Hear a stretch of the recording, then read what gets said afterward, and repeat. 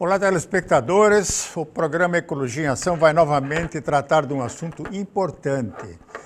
Se fala muito no problema dos agrotóxicos no Brasil.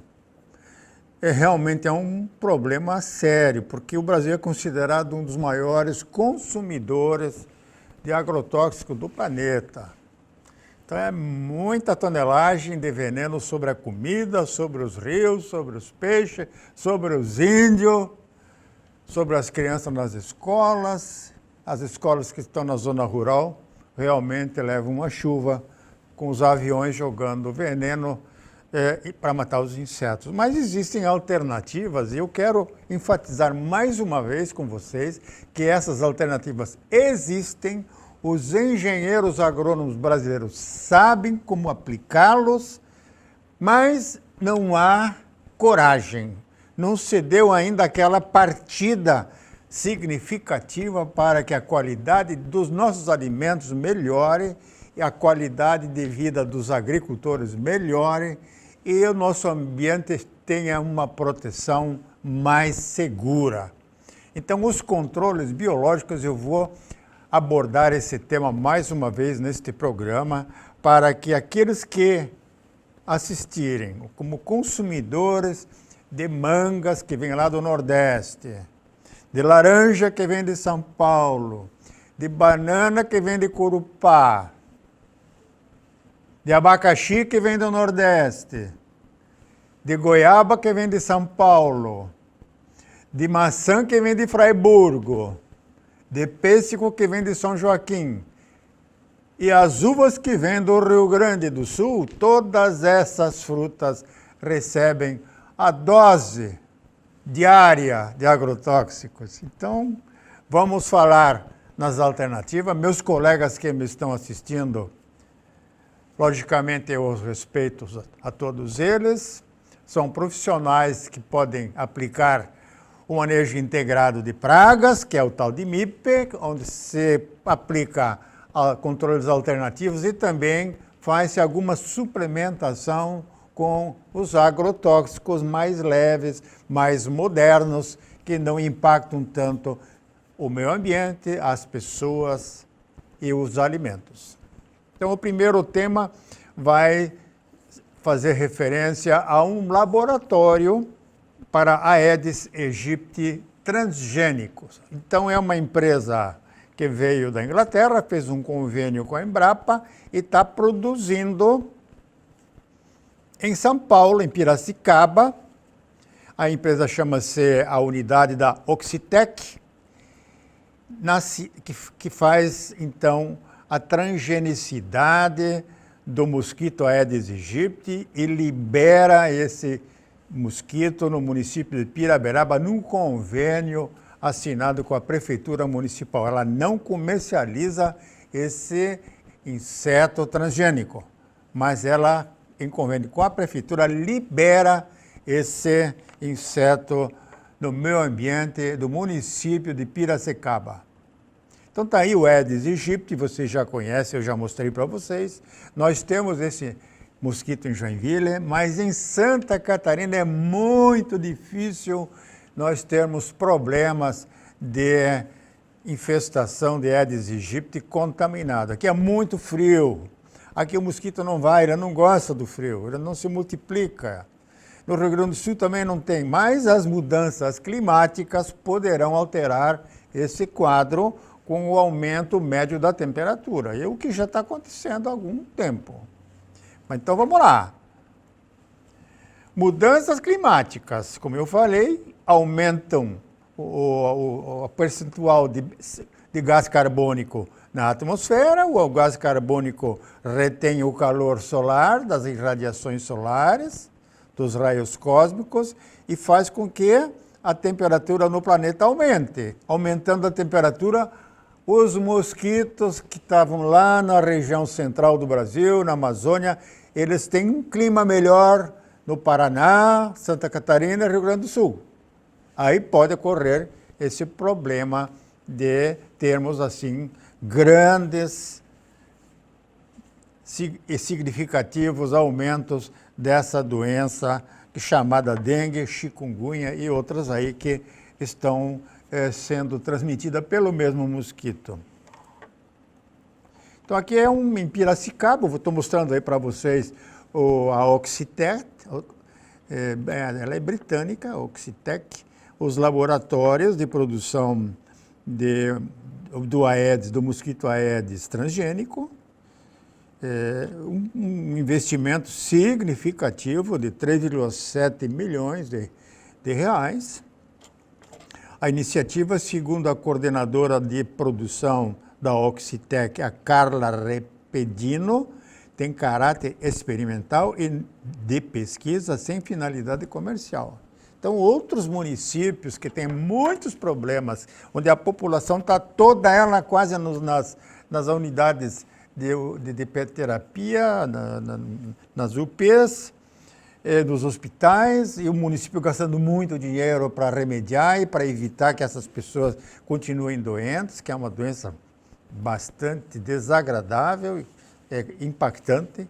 Então, essa empresa que está com essa unidade piloto lá em Piracicaba, ela está trazendo assim uma novidade, uma unidade de ensino, convidando inclusive os prefeitos de outros municípios e vereadores a conhecerem essa unidade para também realizarem esses convênios e liberarem no ambiente desses municípios o Aedes aegypti transgênico que não se multiplica. Então ele copula com as fêmeas, mas as fêmeas, achando que foram fertilizadas, não o foram e assim elas liberam ovos inférteis e aí a diminuição da população é significativa, chegando assim a dados surpreendentes.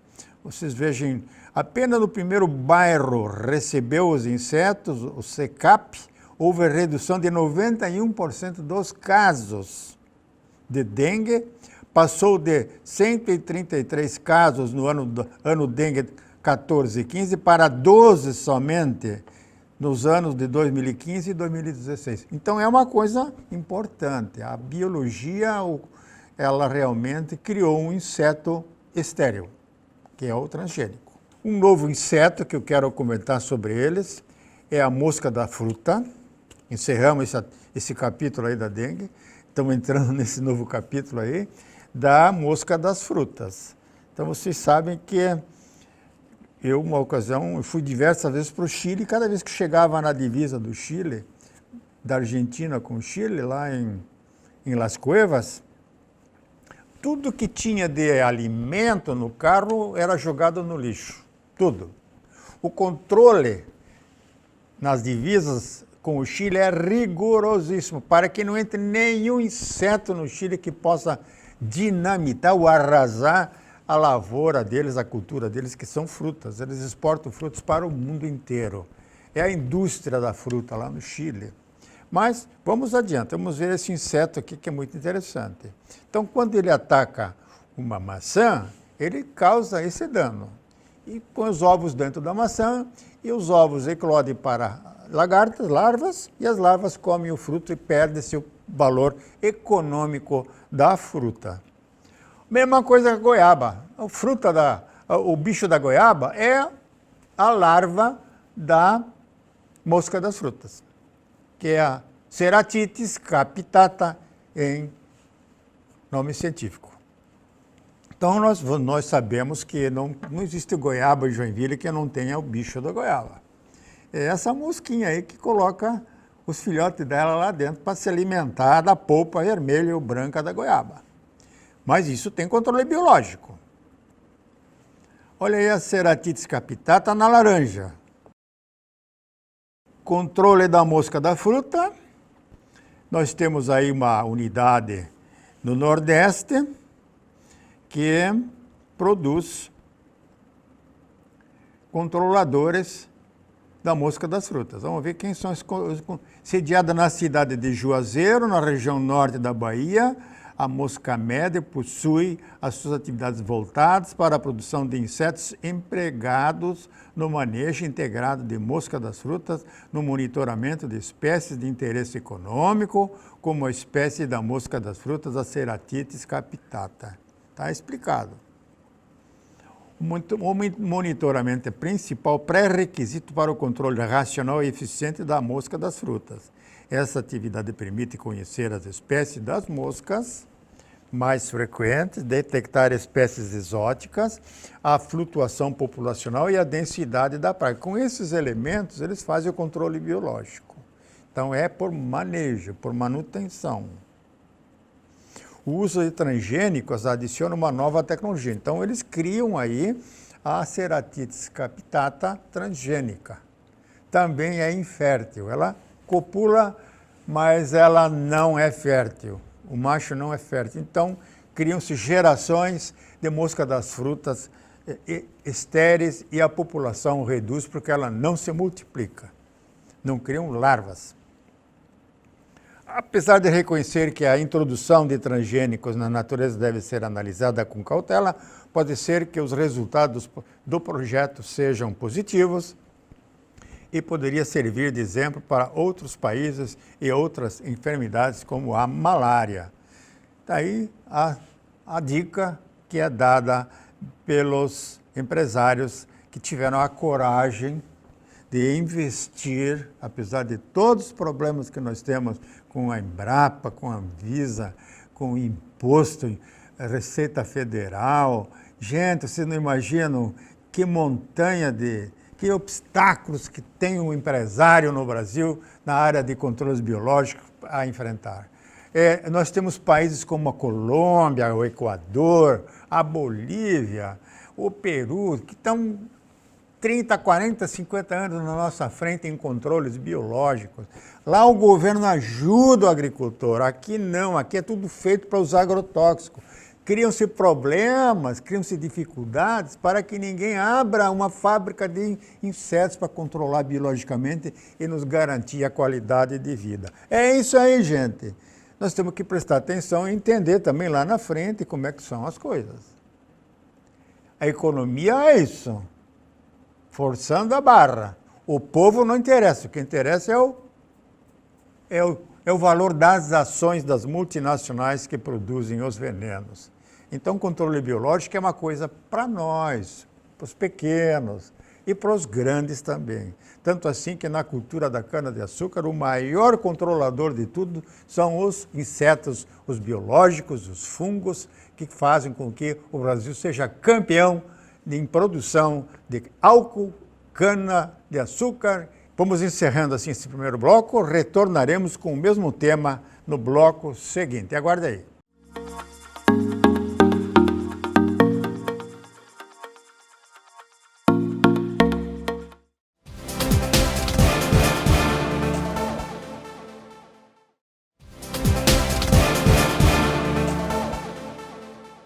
Vamos então continuar com o nosso tema nesse segundo bloco sobre controles biológicos. Então nós temos aqui uma imagem muito interessante. É uma libélula.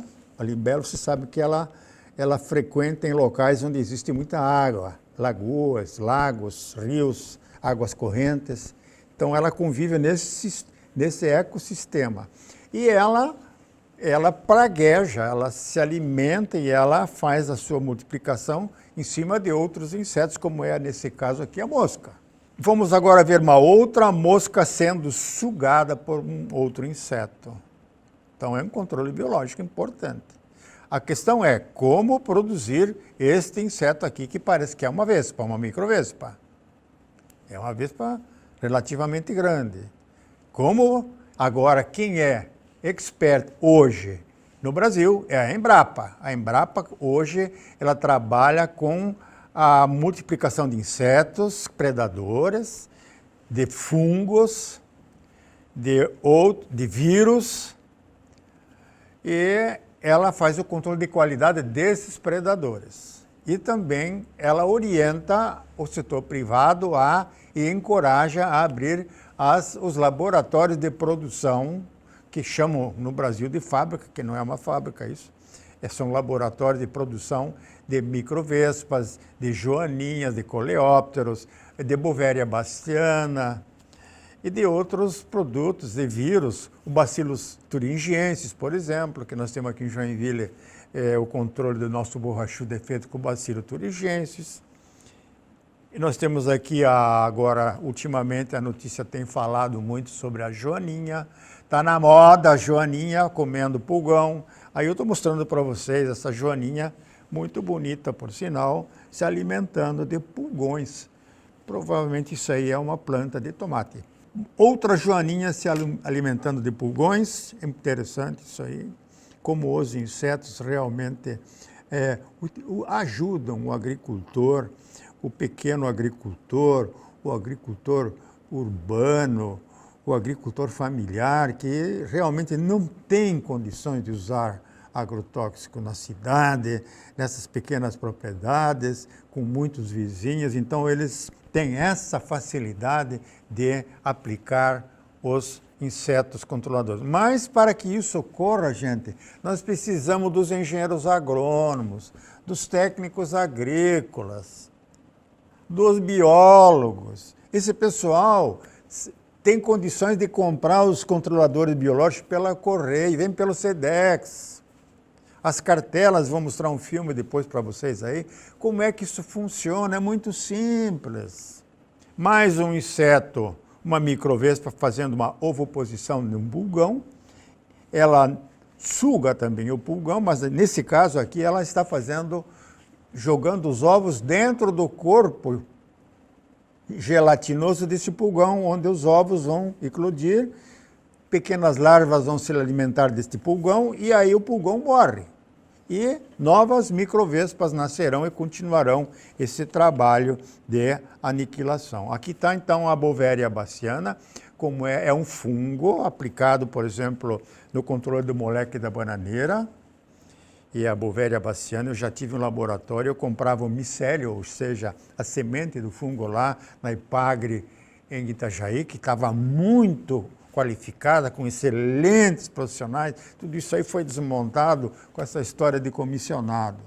Então, os agrônomos de lá simplesmente debandaram, perderam o ânimo, o entusiasmo, aquela vontade de fazer o bem, mas a política arrasou com tudo, como tudo no Brasil. Os políticos acabaram com tudo. Então está aqui ó, a Beauveria baciana, como é que ela infesta, contamina um inseto. O inseto, depois de contaminado, ele para de se movimentar, morre e aí o corpo do inseto fica assim, ó, como no caso desse besouro. Ele foi então contaminado pela Beauveria baciana, pelo fungo. E esse é o fungo que está se alimentando desse besouro e está liberando esporos para a natureza para acontecer mais. Então aqui nós temos uma larva de joaninha que também come os pulgões. E agora vamos assistir os vídeos, pedaços de vídeos mostrando para vocês como é que se faz a liberação do tricograma.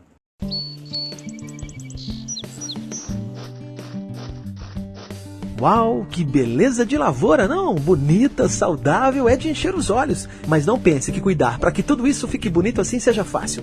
Uma lavoura como essa também enche os olhos de muitas pragas. E a barriga também. Quem planta sabe do que eu estou falando. As pragas que atingem a lavoura podem causar enormes prejuízos. E é preciso combatê-las de maneira eficaz. Se não quiser ficar trabalhando para produzir comida para elas, ao invés de alimentos para nós, consumidores. O problema é que a maneira mais utilizada hoje em dia para combater é também a mais nociva, os agrotóxicos. Os agrotóxicos são substâncias venenosas que matam essas pragas, mas seu uso também contamina os alimentos, e estes, quando ingeridos, podem causar sérios danos à nossa saúde. Para se ter uma ideia, o Brasil é hoje o campeão mundial no uso de agrotóxicos e sua utilização está bem acima dos níveis considerados seguros pela Organização Mundial da Saúde. Mas então, qual seria a alternativa para se produzir de maneira saudável, sem perder a eficácia e também a competitividade? É aí que a natureza nos dá uma mãozinha. Você pode não estar vendo, mas estou rodeado de vespinhas muito pequenininhas, as tricogramas. Elas são inofensivas à sua lavoura, mas são o pesadelo das lagartas que atacam sua plantação. Por ser um parasitoide, essa vespinha precisa de outro inseto para sobreviver e se reproduzir. No caso, ela precisa dos ovos das lagartas para fecundar os seus filhotes. Funciona assim.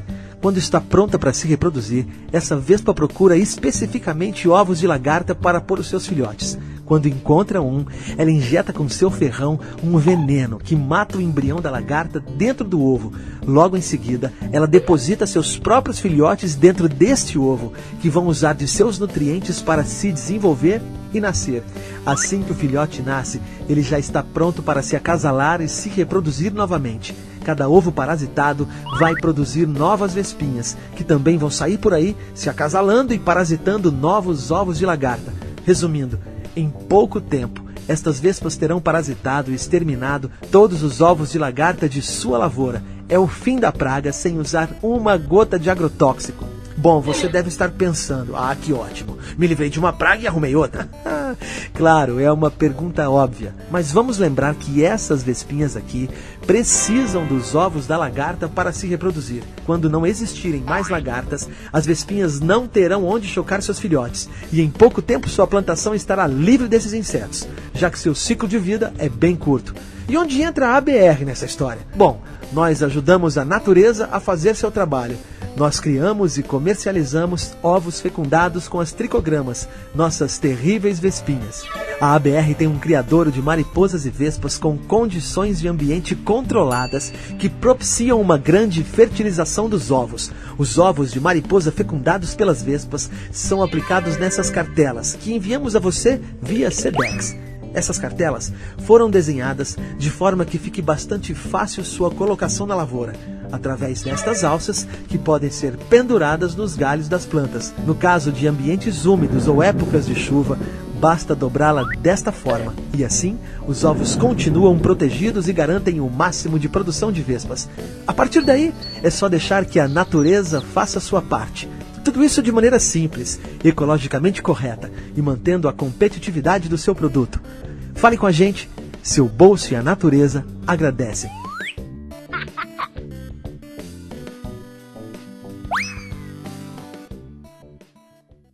Trata-se do Trichograma pretioso. É uma microvespa, ela possui 0,3 milímetros e ela é uma caçadora exímia de ovos de lagartas. Então ela pode ser liberada de drone, né, ou em cartelas para a agricultura familiar.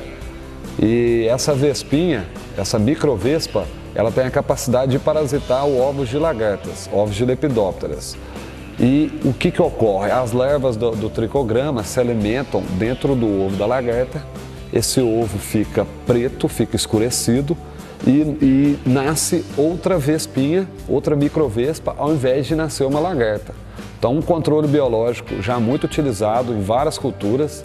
Neste caso, nós vamos apresentar hoje liberação na cultura do feijão, na cultura do milho, mas ela pode ser extensiva a diversas culturas, onde tem ocorrência de lagartas. Bom dia, pessoal. A gente vai estar aqui agora colocando o produto no dispenser para fazer a liberação a granel do trichograma. A gente está aplicando aqui 4 ml por hectare. A gente vai estar colocando aqui no dispenser o produto. Primeiramente, o produto fica armazenado numa caixa refrigerada para manter a qualidade do produto.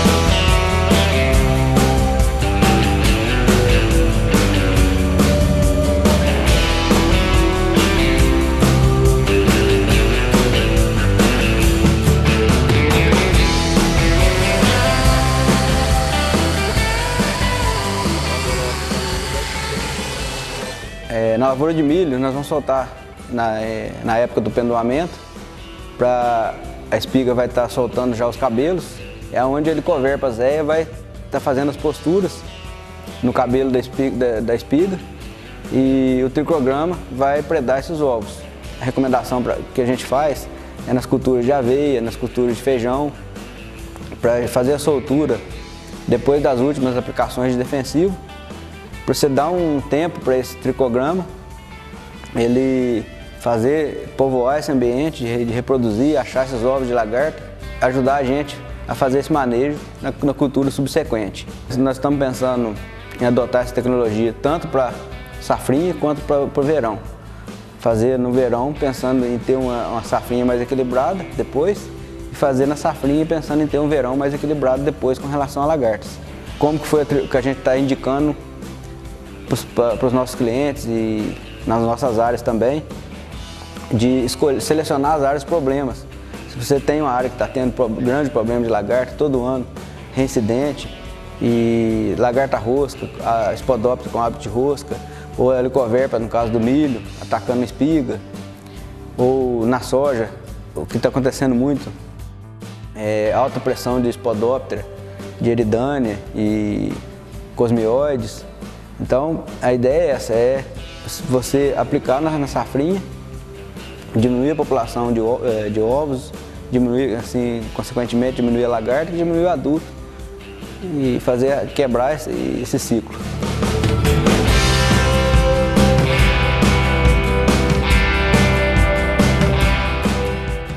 O ciclo do tricograma pretiosa é de aproximadamente de 10 a 11 dias, deposita no ovo da lagarta.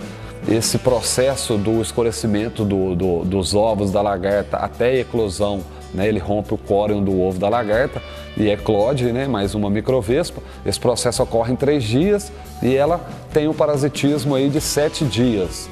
Então, cada tricograma, cada microvespa consegue parasitar em média de 90 a 100 ovos de lagarta e ele pode dar de 3 até 4 gerações na área. O tricograma se alimenta de pólen, né, também na ausência de ovos, né, para se alimentar das reservas. Então, trata-se de uma tecnologia inovadora, sustentável e que você pode estar fazendo esse manejo de lagartas, pois o tricograma não tem a seleção, ele não consegue selecionar lagartas resistentes ou não, né?